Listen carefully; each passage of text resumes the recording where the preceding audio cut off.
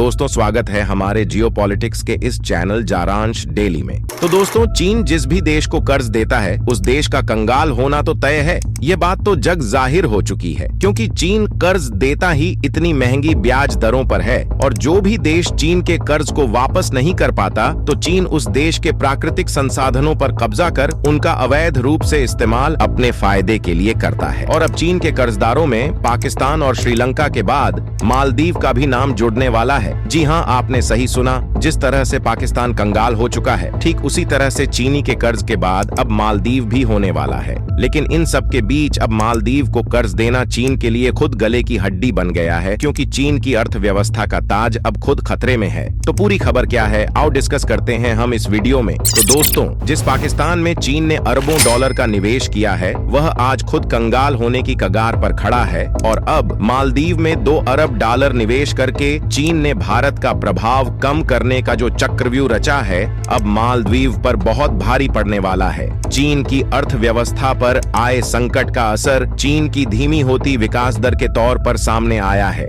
हालांकि इसमें भी कहा जा रहा है कि जिस हिसाब से वहां पर समस्याओं का अंबार लग गया है, उसे देखते हुए चीन के ग्रोथ रेट के आंकड़ों पर भरोसा करना बिल्कुल गलत है। चीन में इस समय युवाओं की बेरोजगारी रिकॉर्ड स्तर पर पहुंच गई है और वहां पर विदेशी निवेश लगातार घट रहा है। चीन की मुद्रा युआन भी लगातार कमजोर होती जा रही है और निर्यात में भी भारी गिरावट देखने को मिल रही है। दोस्तों, चीन की आर्थिक समस्याओं का केंद्र इसका रियल एस्टेट सेक्टर है। चीन के लोगों ने वहां पर किसी भी दूसरे निवेश के कंपेयर में प्रॉपर्टी में ज्यादा पैसा लगाया है, लेकिन वहां पर कर्ज मिलने में मुश्किल आने से चीन का रियल एस्टेट मार्केट डूबने की कगार पर पहुंच गया है।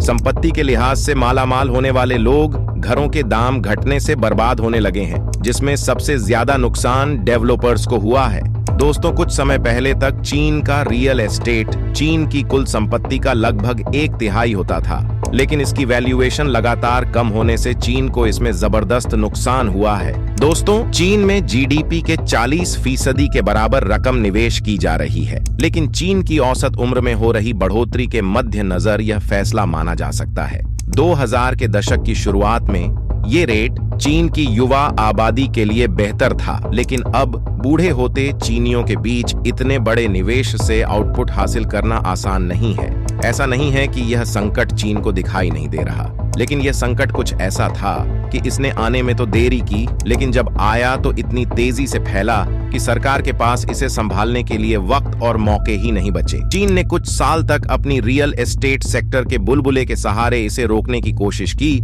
लेकिन जब यह फूटा तो फिर केवल रियल एस्टेट ही नहीं बल्कि देश की इकोनॉमी भी संकट में फंस गई है। वहीं दूसरी तरफ चीन में लाखों ग्रेजुएट नौकरी खोजने में जुटे हैं। चीन के शहरी क्षेत्र में व्हाइट कॉलर जॉब की तलाश करना तो एक पहाड़ पर चढ़ने जैसा काम बन गया है। देश में 16 से 25 साल के बीच के 21% से ज्यादा युवा काम की तलाश में भटक रहे हैं और वहां पर रोजगार का संकट इस कदर गहरा गया है कि बेरोजगारी के आंकड़े तक जारी करने बंद कर दिए गए हैं। चीन की इस आफत की वजह चीनी सरकार की बनाई गई गलत नीतियां हैं। एक तरफ जहां विकसित पश्चिमी देशों की अर्थव्यवस्था की बैकबोन लोगों का किए जाने वाला खर्च माना जाता है, वहीं चीन इस मॉडल से इत्तेफाक नहीं रखता और इसे फिजूल खर्ची मानता है। दोस्तों, वैसे भी चीन की इकोनॉमी के बारे में कहा जाता है, चीन की इकोनॉमी सिर्फ कागज पर दिखाई देती है। चीन अभी भी एक विकासशील देश है जहां पर विकास करने की अपार संभावनाएं मौजूद हैं, लेकिन चीन के नीति निर्माता के गलत फैसलों के चलते ठोकरें खा रही हैं। चीन की सालाना औसत आय $12,850 है और यहाँ के लगभग 40% लोग